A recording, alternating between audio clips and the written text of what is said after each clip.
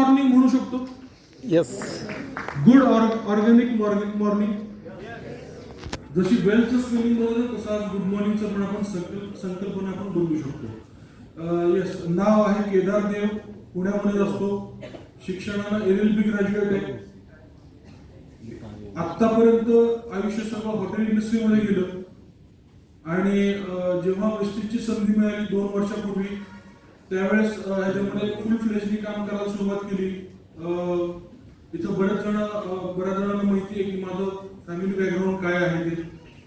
जे नवीन लोक आहेत तरी त्यांना सांगतो, एक जमाना असा होता की घरामध्ये रोज 3 लाख रुपये येत होते आणि एक जमाना असा आला की 50 रुपयाला पण महाग होतं लॉकडाऊन मध्ये आणि वर 2.25 करोड रुपयाचं कर्ज झालेलं होतं. तर ह्या सगळ्या गोष्टीतून बाहेर पडण्यासाठी वेस्टेजची ऑपॉर्च्युनिटी आम्हाला लॉकडाऊन नंतर मिळाली आणि फुल फ्लेजनी काम करायला सुरुवात केली. सुरुवातीला आम्ही हेल्थमध्ये जास्त काम करत होतो, कारण ॲग्री शहरी भागात राहत असल्यामुळं शेतीशी काही जास्त संबंध नव्हता. हालाकी आमच्या घरामध्ये आमची स्वतःची शेती आहे, पण त्याच्या सुद्धा गॅप माझा वैयक्तिक गॅप 20 वर्षाचा पडलेला होता की शेतीमध्ये काम करणं आणि त्यातले सगळे शब्द आणि ह्या सगळ्या गोष्टी. जेव्हा माझी डाऊनलाईन आम्हाला सांगायची, सर आपल्याला श्रीगोंद्याला ॲग्री प्लॅनला जायचंय, त्यावेळेस मी त्यांना सांगायचं मला नका नाही, तुम्ही दुसरा अप्लाय किंवा दुसरं कोणाला तरी घेऊन जावा. मला त्यातलं काहीही कळत नव्हतं. इनफॅक्ट मी त्यात इंटरेस्ट देत नव्हतो. पण जेव्हा मार्च 2023 ह्या महिन्यामध्ये एक डिसिजन घेतला, त्यावेळेस सिल्वर लेवलला होतो. 15 मार्च 2023ला सिल्वर लेवलला होतो. एक आमच्या विनिंग टीम मध्ये एक प्रोग्राम झाला होता, तिथं क्राऊन अँड अबाव सगळेजण एकत्र जमले होते. ते काय एन्जॉय करत होते, ते काय लाईफ जगत होते. ते कुठेतरी मनाला लागलं की नाही आपल्याला आता क्राऊन मिळणं गरजेचं आहे. 15 मार्चला रात्री डिसिजन घेतला आणि 28 मार्चला आम्ही सिल्वर वरून डायरेक्ट क्राऊन मिळलो. काय डिसिजन घेतला की आपल्याला क्राऊन जायचंय आणि आपली लाईफस्टाईल बदलायची. जशी आमची अपलाईन जगतायत तसं आपल्याला जगायचं होतं. ह्या डिसिजन घेतल्यानंतर एक स्वप्न बघितलं. प्रत्येक जण स्वप्नाची गोष्ट करते, तसंच मी आणि आमच्या परिवाराने स्वप्न बघितले की आपल्याला क्राऊन जायचंय. त्या क्राऊन जाण्याच्या ह्याच्यामध्ये आम्ही लिस्ट काढली. लिस्ट काढल्यानंतर ॲग्रीमध्ये काम करायला सुरुवात केली. आमचे एक ब्रदर लाईन आहेत, डॉक्टर मकरंद देसाई, नारिदी देसाई फ्रॉम नाशिक. त्यांचं युट्यूबला एक ॲग्रीवरचं ट्रेनिंग आहे, जे आता सूरज चिमणे सरांनी दाखवलं, सेम प्रेझेंटेशन आहे. ते जवळपास रात्रीमधनं मी एक 20-25 वेळा ऐकलं, नोट्स काढल्या. दुसऱ्या दिवशी पहिल्या शेतकऱ्याकडे जेव्हा जाऊन बसलो, डायरी शेजारी ठेवली आणि त्यात जसं लिहिलेलं होतं एक्झॅक्टली तो प्लॅन फॉलो केला. पहिला प्लॅन माझा पूर्णपणे फेल गेला, कारण मला तिथले काही शंका प्रश्न समोरच्या शेतकऱ्यांनी विचारले, त्याची मला उत्तरं नाही देता आली किंवा मी ती डिलिव्हर नाही करू शकलो. पण त्याच पहिल्या प्लॅन मध्ये मला हे कळालं की पोटेन्शियल आहे तर फक्त ॲग्री प्रोडक्ट्स मध्ये आहे. आणि आज फुल फ्लेज मध्ये आम्ही ॲग्रीमध्ये काम करायला सुरुवात केली. 28 मार्च 2023ला आम्ही क्राऊन झालो. क्राऊन झाल्यानंतर आमचे विनिंग टीमचे 2-3 फंक्शन झाले. पुण्यामध्ये झाले, दिल्लीमध्ये झाले. त्या सप्टेंबर 2023 मध्ये ऑगस्ट आणि सप्टेंबर 2 फंक्शन झाले. सप्टेंबर 23ला आम्ही डिसिजन घेतला की 31 डिसेंबर पर्यंत कुठल्याही परिस्थितीमध्ये आपल्याला DUCD कंप्लीट करायचं आहे. 3 महिन्यामध्ये क्राऊन वरून DUCD. विश्वास बसेल कोणाला? क्राऊन वरून 6 लेग वरून 16 लेग. सप्टेंबर मध्ये आम्ही डिसिजन घेतला. परत एकदा आमचं ड्रीम रिवाइज केलं. परत एकदा लिस्ट काढली. आमचा ट्रॅडिशनल व्यवसाय जो होता इलेक्ट्रिक ऑटो रिक्षाचा, डीलरशिप होती आमच्याकडं. दिल्लीवरून आल्यानंतर त्याचं शटर बंद केलं आणि फुल फ्लेजनी काम करायला सुरुवात केली. जे आमचं प्रायमरी ब्रेड अँड बटर होतं, प्रायमरी इन्कम सोर्स होता, तो बंद केला आणि फुल विश्वासाने, पूर्ण विश्वासाने वेस्टेजमध्ये झोकून दिलं. लिस्ट काढली. लिस्ट काढली कशी? आज प्रत्येक आपण डिस्ट्रीब्युटर आहोत, आपल्याला हा प्रश्न पडतो, आता कोणाला भेटायचं? किती जणांना हा प्रश्न पडतो? बहुतेक सगळ्यांना प्रश्न पडतो. प्राऊडली मला सांगावं असं वाटतं, आज माझ्या मोबाईलमध्ये 45,900 शेतकऱ्यांची लिस्ट आहे. त्यातले 10,000 शेतकऱ्यांची लिस्ट मी आमच्या गावाला जे सिरियसली काम करतात त्यांना वाटून दिली की तुम्ही याच्यावर काम करा म्हणून. ही लिस्ट मिळाली कुठनं? आमच्या मी आहे मूळचा माळशिरस, अकलूज माळशिरस आहे. शेजारी एक ओंकार कारखाना आहे, ओंकार साखर कारखाना. तिथला परचेस मॅनेजर माझा खूप जिगरी दोस्त आहे. त्याला जेव्हा डिसिजन घेतला दुसऱ्या दिवशी त्याला फोन केला, म्हणलं अरे भाऊ तुझ्या कारखान्यामध्ये जे ऊस घालतात त्या शेतकऱ्यांची लिस्ट मिळेल का? त्यानं 2 दिवसात एक्सेल शीट म्हणून मला पाठवून दिली.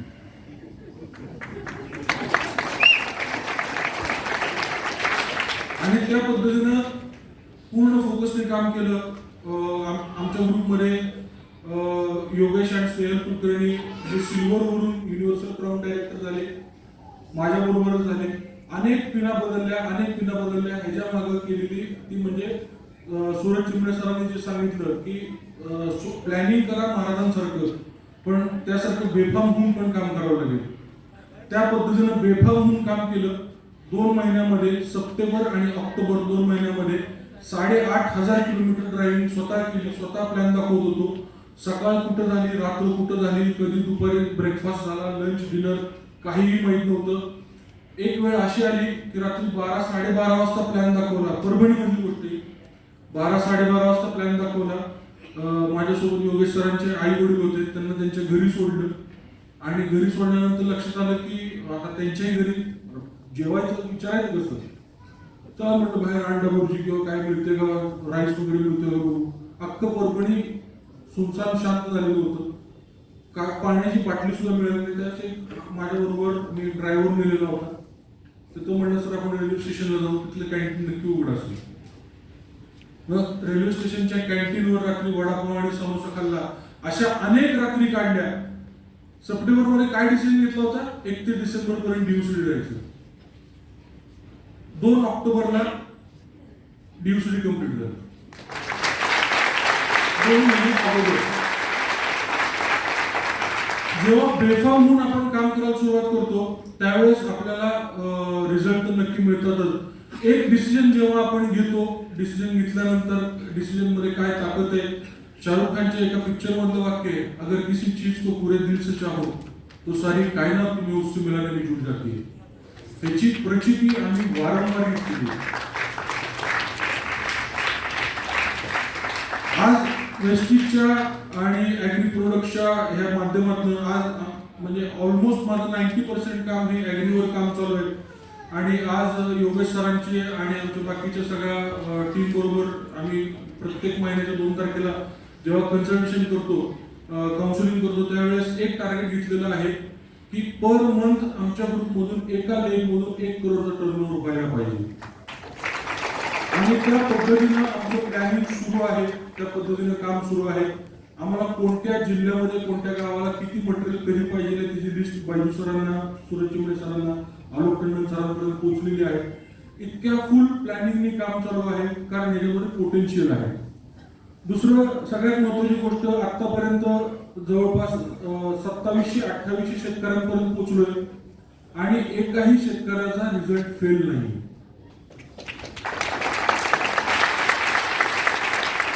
म्हणजे वेस्टेज मधून आपण पैसा तर कमवतोच, नो डाऊट. आपल्याला प्रत्येकाला पैसा पाहिजे आहे, पैसे पाहिजे आहेत म्हणून आपण वेस्टेज बिझनेस मध्ये आज आपण इथं काम करतोय. पण त्या पैशासोबत इतक्या 2500-2700 शेतकऱ्यांचे जे आशीर्वाद आहेत ते फार बळ देऊन जातात. आपलं पुण्यकर्म खूप प्रचंड वाढून जातं आणि ती गोष्ट मला खूप भावते. पैशापेक्षा मला ती गोष्ट खूप भावते. म्हणून आज आम्ही फुल डेडिकेशनने काम करतोय की मगाशी त्या सरांनी सांगितलं की किती हेक्टर जमीन, किती क्षेत्र आपल्या महाराष्ट्रामध्ये ओलिताखाली आहे, किती आणि तर आपण फक्त गरज आहे ती म्हणजे आपल्याला प्रत्येक शेतकऱ्यांपर्यंत पोहोचायची. आम्ही काही फॉर्म्युलाज बनवलेले आहेत, काही किट बनवलेले आहेत, काही टेक्निक्स बनवलेले आहेत जेणेकरून आम्हाला प्रत्येक शेतकऱ्यापर्यंत पोहोचणं खूप गरजेचं जातं. प्रत्येकाला माहिती असेलच ह्या गोष्टी.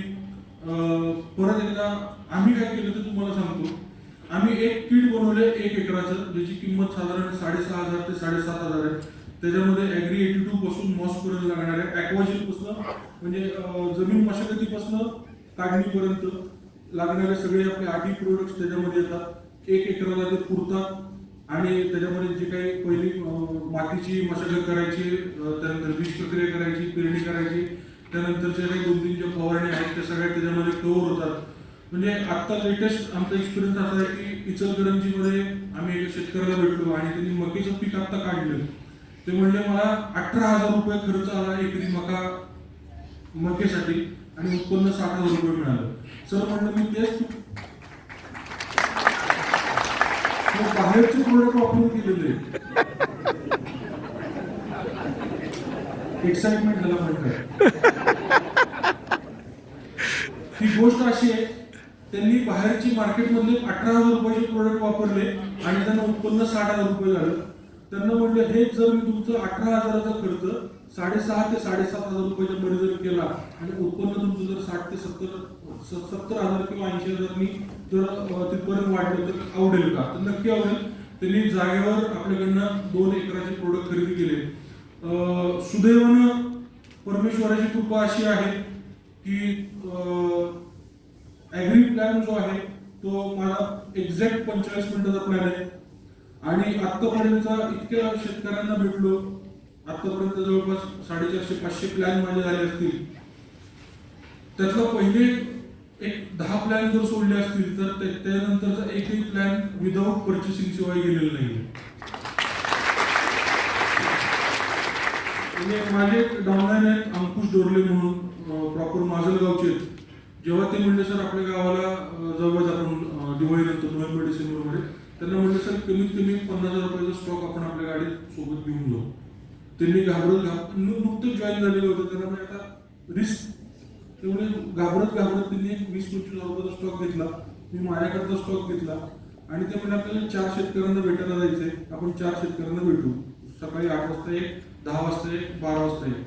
पहिल्या शेतकऱ्याच्या घरी गेलो 8 वाजता आणि त्यांना ॲग्री प्लॅन दाखवला, सगळं त्यांच्याशी बोललो आणि त्याच्यानंतर इमिजिएट त्यांनी त्यांच्या पूर्ण 10 एकरासाठी आपल्या गाडीचा अख्खा स्टॉक त्यांनी रिकामा केला.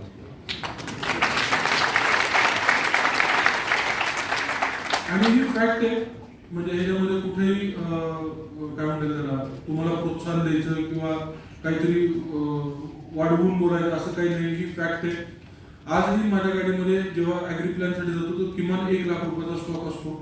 कारण मला माझ्या स्वतःवर खात्री आहे, मला वेस्टिजच्या प्रोडक्ट्सवर खात्री आहे, मला त्याचे रिझल्ट्सवर खात्री आहे. माझा प्लॅन बघितल्यानंतर हमखास ऑर्डर तिथं क्लोज होते म्हणजे होते.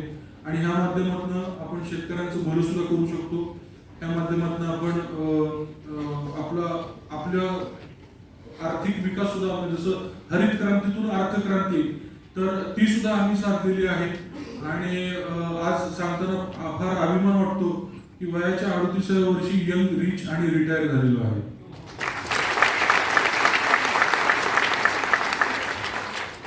सो जर्नी खूप मोठी आहे. पिरियड फक्त 2 वर्षाचा आहे पण जर्नी खूप मोठी आहे. आजही ड्यू सीट झाल्यानंतर सुद्धा 20-22 दिवस घराच्या बाहेर असतो. 5,000-5,500 किलोमीटर ड्रायव्हिंग होतं. आता सुद्धा हे फंक्शन झाल्यानंतर माझे पूर्ण 1 आठवड्याची मीटिंग लाईन आहे. इथूनच मी औरंगाबाद, बीड, परभणी, नांदेड असाच इथूनच निघणार आहे. तर पूर्ण शेड्यूल पॅक आहे. खरीपाचा सीझन सुरू आहे. मागच्या वर्षी ज्या शेतकऱ्यांनी वापरलं त्यांच्या रिपीट ऑर्डर तर आहेतच आहेत. ज्यांनी नाही वापरलं त्यांचे जास्त ऑर्डर आहेत.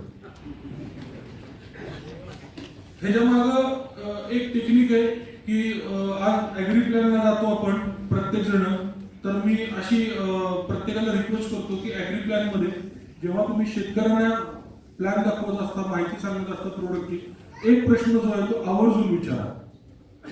त्याच्यामुळे तुमचं सेल क्लोजिंग होण्यामध्ये खूप जबरदस्त इम्पॅक्ट पडेल. तो प्रश्न असा आहे की आपण प्रत्येक शेतकरी मृग नक्षत्राची वाट बघत बसलोय, बरोबर आहे? पाऊस पडेल याची खात्री आहे का? 2 मिनिटं पाऊस घ्या, त्याला विचार करू द्या. 100% पाऊस पडायची खात्री नाही. दुसरा प्रश्न विचारा, सर मृग नक्षत्रामध्ये पाऊस पडायला सुरुवात झाली, थांबेल याची गॅरंटी आहे? उघडेल याची गॅरंटी आहे? पाऊस पडेल याची गॅरंटी नाही, उघडेल याची गॅरंटी नाही. मग यासाठी आपल्याकडे एक जबरदस्त प्रोडक्ट आहे ॲक्वाजेल.